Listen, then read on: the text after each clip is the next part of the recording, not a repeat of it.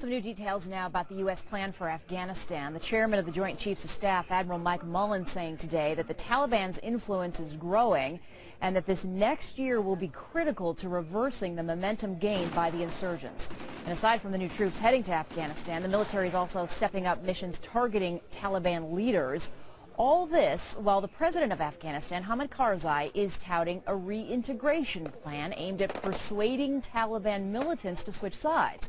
Karzai says this, quote, "Those Taliban who are not part of al-Qaeda or other terrorist networks, who accept the Afghan constitution, who have no ideological enmity with the U.S. in Afghanistan or with our partners in the international community, will be persuaded by all peaceful means to return to Afghanistan and lay down their arms and become part of the Afghan community once again." With us, Lieutenant Colonel Tony Schaefer. He's with the Center for Advanced Defense Studies.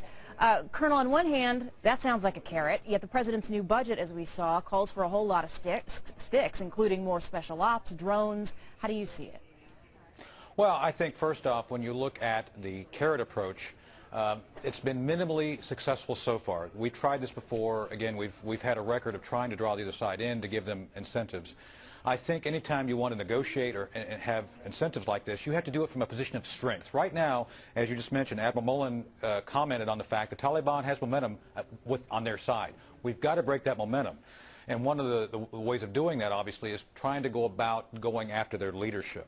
And today when I saw the Fox News website talking about going after leadership, the Taliban leadership, I felt like it was deja vu all over again.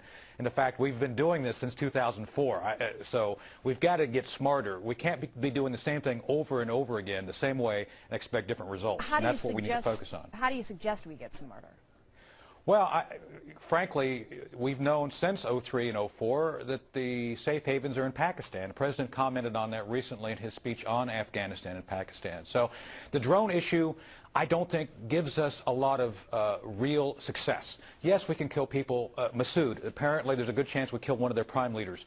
But someone else will come up. We haven't gotten Mullah Omar. We haven't gotten bin Laden. So the overall leadership is still there. Someone else will rise to the ranks and take their place. We have to find a way to go actually physically into these safe havens and be able to break apart their entire infrastructure. We have not done that in all these years. We've never gone in and broken up the entire infrastructure. Therefore, they regenerate constantly.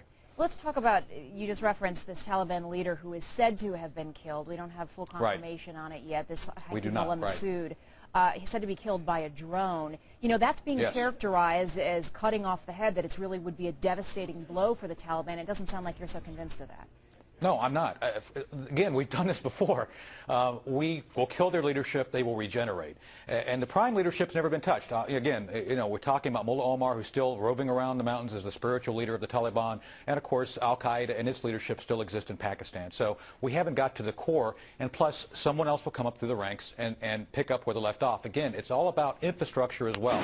It's great to kill these guys. They want that. They martyr themselves. I mean, this is an honor for them. So, again, I think we need to look at this very realistically. I've read the reports about the Pakistanis thinking that we really scored a big one. Perhaps we did, but it will not net us a victory in the long term. We've got to look at this through their eyes, through a year to 2 years out. So they'll pick someone else come through the ranks, and they will continue this until we go in there and take out the infrastructure. We've got to do that. And what does it take to take out the infrastructure? I mean, that's no small task. Is it strictly more American troops? No, I don't believe so. I think it may be a combination of what we did during World War II. We had allies which worked together to actually create victories. In this case, the Pakistanis keep complaining about the fact they can't do everything they need to on their side of the border, although they want to now.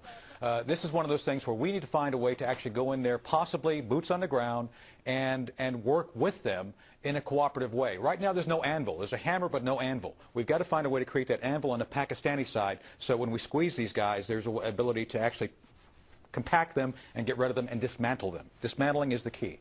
Lieutenant Colonel Tony Schaefer with the Center for Advanced Defense Studies. As always, good to see you. Thanks. Thank you. Thank you, Jane. John?